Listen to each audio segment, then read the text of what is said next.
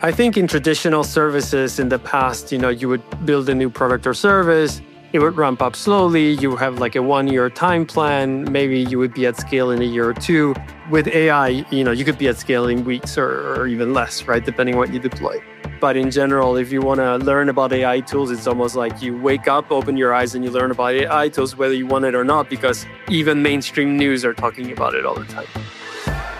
Hi, I'm Rachel Chalmers, and this is Generationship, the podcast at the intersection of infrastructure and artificial intelligence. We are the generation that's exploring generative AI. We are a finite group of people with a finite set of resources, and we have to share this infrastructure. We have to find fair and ethical ways to do that. The first generation ship has already set sail. It's the planet Earth, and you and I are the crew. This show is brought to you by Heavybit, the leading investor in developer-first startups. To learn more about Heavybit, visit heavybit.com. Today, I am thrilled to have on the call Dr. Felipe Huici, the CEO and co-founder of Unikraft, a startup dedicated to lightweight and open source virtualization technologies and significantly lowering cloud infrastructure bills. Felipe was formerly a chief researcher at NEC Labs Europe in Germany, where his main research and interests lay in the areas of high-performance software systems, and in particular, specialization, virtualization, and security. He's one of the founders and maintainers of the Linux Foundation Unikraft open source project. Felipe, it's wonderful to have you on the show. Thank you for taking the time. It's a pleasure to be here. Thanks so much for the opportunity. So let's cut to the chase. What are unikernels and why are they cool? So a unikernel is a specialized virtual machine. That's the short of it.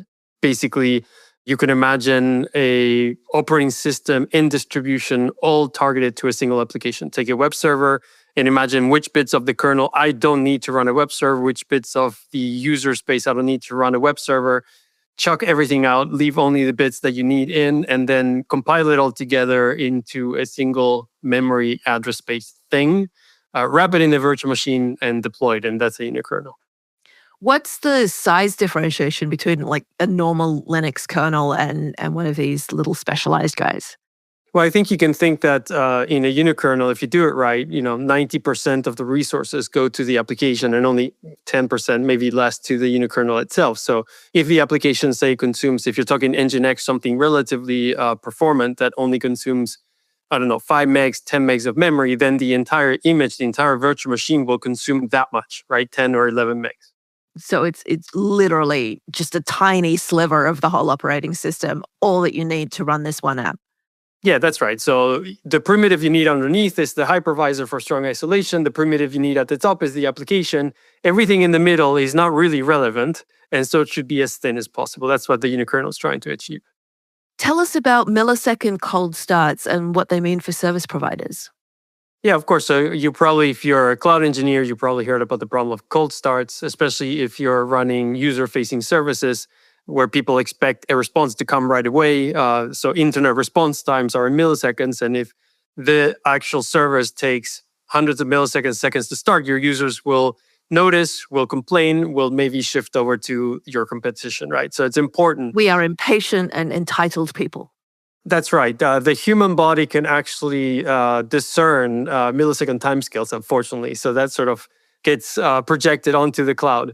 So that's the beginning of the problem, but it's not just cold starts. Another problem is that you probably heard the time scale to zero, which is if something is not being used on the cloud, we could potentially put it to sleep, right? Makes sense, a lot more efficient. The problem is that if waking it up takes seconds, then users again notice. They can tell, this thing was asleep, obviously, and you're sort of cheating me, right? I don't like this service, right? If you could sort of automatically have something wake up in milliseconds, then end users don't notice, and then you on the back end can put a ton of services to sleep and hopefully have your infra be much less expensive. Again, what can you potentially save? Like how much money can you save by using these technologies? So in some of the deployments we're doing, you can think of in the order of millions of instances being run on just a few servers. Think more a rack rather than a server farm, right? So it can be important depending on the type of service you're using, especially if your service is the sort of, there's a lot of services like this where you have like a Pareto distribution of 80, 90% of the services are running but not active, and only 5-10% of the users are active at any one point in time. So you could sort of bin pack a lot of those onto just a few servers because only a few active ones are there. What's tricky if you cannot scale up to 0 in milliseconds is you cannot react to which things are going to wake up. And it's really hard to predict which users are going to wake up when. Yeah, so you're sort of the IKEA of the cloud. You can flat pack everything and make it super efficient. But unlike IKEA, it's effortless to rebuild things. We've been working on messaging for months, but I think you nailed it. I think we're going to go for that. So we're an AI show. What does this all mean for LLM users? Yeah, so we're working with a bunch of AI companies because all of those wonderful LLMs, they produce code and code needs to be deployed, right? Now you could say, websites and code has been deployed for ages. What's new? The scale is new, right? So these LLM agents are producing millions of instances in a day, right? And they all need to run. What's also different is that this code cannot be trusted, right? It's just has been produced by an LLM. Maybe it works well, maybe it doesn't, maybe it has safety problems, exploits, whatever. So they need strong isolation, right? And then the other thing is, while you may deploy 1 million such services, again, this big Pareto distribution, it's very unlikely that a large majority of these deployments are active at any one point in time. So all of these three properties map pretty well to the platform we've built. So it's just coders on steroids. You've got like this enormous explosion in the amount of code that's getting deployed. And this lets you run it in a secure and cost-effective way. I think in traditional services in the past, you would build a new product or service. It would ramp up slowly. You have like a 1-year time plan. Maybe you would be at scale in a year or two. With AI, you could be at scale in weeks or even less, right? Depending on what you deploy. Yeah. Could Unikernels make foundation models greener and more sustainable? Yeah, so we toyed around in the research arena of about 6-7 years ago, sort of putting models and attaching them to Unikernel, and then they can start quickly do inference and then go back to sleep. Of course, LLMs, not so much, but maybe as we get into the arena of more specific models or models that are a little bit more lightweight, you could imagine a platform where you keep the popular models in memory and then you spin up these instances to do inference based on them. The models that can be read-only, so they can be shared. Yep. And then the instances are isolated and separate. So I definitely think it's possible to have a cloud infra platform that optimizes for at least inference. Obviously, training will require GPUs always, I think. Yeah. Do you use AI tools in your own workflow? And if so, which ones and how? Yeah, I'm a shameless ChatGPT user. As a CEO, I don't get to program so much. The other thing I do is I scout AI tools all the time. Mm-hmm. I watch a ton of vibe coding videos. I try that out. Not that it's useful in my day-to-day work, but it might be useful to my team. So I always get in touch with my team. I try to find a technical champion. These are the younger kids in my team who like vibe coding and so forth. And I try to once a month, we try to do a session where we tell people this is the state of AI. And it might not have applied last month, but this month, because things are progressing so quickly, it might be useful to you. As an infra and sort of systems company, the people who are higher up the stack are much more open to the idea of using AI cursor and the likes, Copilot. As you go down the stack to the lower level bits, there's more resistance, especially in terms of an AI automatically introducing a difficult to find bug that then it takes them a week or two of lost work to find it. So there's a definitely inverse correlation as you go from up the stack, down the stack, and the usage and applicability of AI. There's also a bit of an internal theory that because AIs are trained on data, there isn't so much data on low-level systems, high-performance code out there that is open source that it could feed from. But that's just a theory, so we're constantly retesting that.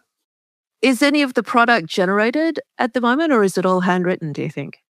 No, this is all handwritten. Obviously, in the infra space, we got to be a little bit careful. I'm trying to push the team for leveraging LLMs for unit testing and so forth. But again, the same algorithm applies. When you go down the stack, people are like, okay, but if the LLM writes, the test is super important because then it goes into production, and production is infra production and it's critical. So the chain goes all the way out to the unit test. And can I trust the unit test that was written by the LLM? But of course, it's about also training stuff to tell them there's a human in the loop. It's never going to be hit the button, unit test passes, we're good to go. Kids stay in school, go into low-level infra programming. This seems like a job with a future. I'm actually really interested in that age distribution of reactions to AI. Like your more senior engineers are getting comfortable with Cursor and your more junior engineers. I mean, there's probably an element of wanting to prove themselves and pride in the code that they're creating. But doesn't that sort of flip the usual model of new tech adoption where it's the kids dragging stuff in and the senior engineers going, oh, that'll never work? I think there's two axes. One is definitely age. There's definitely some level of correlation with the younger ones who grew up with this stuff, so to speak, saying, why wouldn't I use this tool? It's just like any other of the tools that I learned. Whereas if you're a little bit on the older generation, you definitely differentiate AI tools from the others, right, that you already trust, right? But it also has to do a little bit with personality. We have about 20-some staff now. And if you look across, there's a personality range of people who love trying new stuff and people who are more traditional, right? So that's also a factor. Yeah. On the big five personality traits, the openness thing, I think, correlates really strongly to that. Yeah, exactly. All of which leads to my next question. Do you worry that LLMs will replace engineers? No, I'm not worried they'll replace engineers. They'll replace certain kinds of engineers. If you have the sort of engineering job that's super repetitive, you may be in trouble. But I don't think overall they don't replace engineers. But also, if you're an engineer who doesn't use LLM tools at all and you'll reject them forever, you're going to get superseded by an engineer who knows how to use them, right? Yeah. But I think really good engineers, at least in the short term, will never be replaced because the sort of engineer that can think about a high-level problem, come up with a reasonable solution and architecture that takes into account the entire ecosystem of components and so forth. I think that's always needed. That engineer with an LLM tool can sort of implement and execute that way faster, right? But if you remove that high-level engineer from the process, you might get into a lot of trouble, depending on what the application you're targeting is. And the language models, almost by design, aren't ever going to get to that systems thinking level. Are there other machine learning approaches that do more closely approximate what a really good senior engineer does in thinking about the whole system and each of its dependencies? Yeah, so what I said is a generalization, and by definition, generalizations have falsehoods built into them. So there are a lot of people who, what you can do is you can train, you can have a big test bed, you can do a lot of sort of synthetic test of whatever platform you're running, and then train your LLM on it and generate data that way. So it is possible, but it's a little bit more difficult than anything up the stack where you have reams and reams of open source code to train everything with, and the LLMs have already absorbed that, right? Yeah, I'm thinking more about the kind of modeling that really good infra and other engineers do in their head, where they're holding the whole system in short-term memory at the same time. What kinds of machine learning could mirror that particular kind of manipulation? Yeah, it's a good question. I think you could definitely do it. You got to gather a ton of performance metrics because the stuff we do is not only functional. Performance plays a big part of it. Yeah. So when I say we do unit tests, you can imagine half are functional tests and half are performance tests, and both are equally important. So we cannot have performance regressions. And in fact, we always try for the performance to improve. So whatever LLM we use would have to have a lot of data about the performance of what we're running. And performance here means a lot of different metrics. We talk about cold boot times earlier, but we also care a lot about memory consumption. We care about I/O, whether it's storage or memory. We do a lot of snapshotting on our platform. And so it's really important that the way snapshots load from memory onto disk and from disk back to memory is really, really efficient, how much storage we need for the snapshot. So if we were to build such an LLM, we would have to feed it a ton of information and metrics, right, to take into consideration. Yeah, that makes me think of another metaphor, which is that you're building a Formula One car and every single component has to be entirely optimized for speed, completely different from a street car. Yeah, and I remember some years ago where the goal was to have some sort of gimmick where we could say we have under a millisecond cold boot time, right? Yeah, we were shaving like literally every line of code that we didn't need to hit that sort of microsecond mark, right? Yeah, it's super cool. More seriously, what advice do you have for folks who are studying CS at the moment or thinking of coming into the industry? If you were at the beginning of your career, how would you optimize it now that AI is here?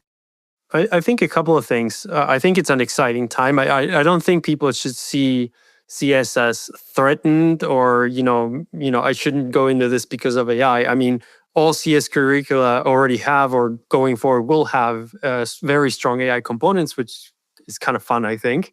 And then going forward, as I said, all that systems engineering low level stuff is always going to be needed. I mean, it's still very hard to hire system engineers. It's not like AI came along and they're like, oh, fantastic. Now I don't need 10 people. I just need one plus the AI tool. I don't think that has happened, at least not yet. Who knows where it'll go?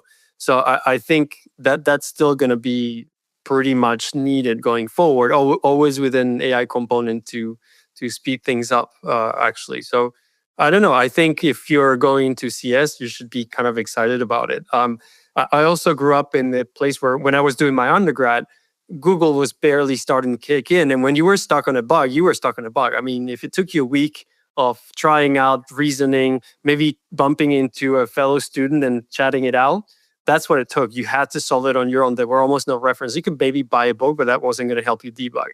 And then we moved on to a stage of Stack Overflow, and there's a lot of resources on web. These days, you ask, here's my code, debug it, please. So Yeah. that's really cool. Even I can debug with Stack Overflow. I'm exaggerating a little bit because some bugs are really tricky. There's race conditions, Yeah. but anything that anyone's seen before is shallow now. exactly. So you're not kind of wasting your time on some low-level trivial thing, and you can concentrate more on actually building, which I think is kind of nice. Yeah, and LLMs sort of do that at a general level of like sucking down all of the wisdom and institutional knowledge. But I like your point that there's always going to be these edge cases that specialized knowledge isn't in the corpuses that the LLMs ingested. And so moving to those edges where there just isn't a lot of received wisdom is going to create a durable career. Yeah, or a durable startup that worked on that, right? Yeah, that sounds good. What are some of your favorite sources for learning about AI? Yes, I of course I'm gonna sort of preach to the choir. There's Humans in the Loop and all these sort of Heavybit podcasts and newsletters that I'm sort of signed up to. So I do that. I'm also subscribed to console.dev. So whenever anything AI related, but generally I read through all of it. I check that out, and then I listen to some tech podcasts, Lenny's podcast, and some other bits. So I think. I mean, maybe those are good resources, but in general, if you want to learn about AI tools, it's almost like you wake up, open your eyes, and you learn about AI tools, whether you want it or not, because even mainstream news are talking about it all the time. We are all drinking from the fire hose right now. I wanted to ask why ChatGPT and not Claude? I'm a Claude girl myself. I don't know. I don't think I have a good reason. Would you say I'm a fool and I should switch over to Claude? I can become a Claude fanboy. I would never say that, babe, but and it's hard for me to quantify exactly why I think Claude is better, but it just feels a little more subtle to me. Sorry, that's a very subjective measure, but like after I started trying Claude, I just never went back to ChatGPT. Going back to your Google analogy, it was a little like I was an Alta Vista devotee until the first time I tried Google. Alta Vista, that's nice. That brings us back memories. that ages me, yeah. All right, I'll give Claude a try. I mean, I have some staff members that swear by Claude, so maybe I'll give it a try. All right. If everything goes exactly how you'd like it to for the next 5 years, I'm going to make you ruler of the solar system. You get to decide how things turn out. What does the future look like? At least in my domain, so cloud platforms, I like to see cloud platforms that are orders of magnitude more efficient than they are today. Also to match the scale of AI, which is going to sort of require it. But I think we sort of lost our way a little bit back when CPU and chips were sort of in cycles were expensive. We were very careful about the code we wrote. It had to be efficient. And to some extent, there's one domain that has kept that sort of faith, which is the embedded world, because for obvious reasons, they're resource constrained and their code is really good. In fact, for Unikernels, we often steal their libraries because they're really well written. But as CPU power increased and we had multi-cores and whatever, we decided, oh, whatever, it's just way easier to buy more servers and CPU than to, bother with better code or train people or hire sort of low-level systems programmers.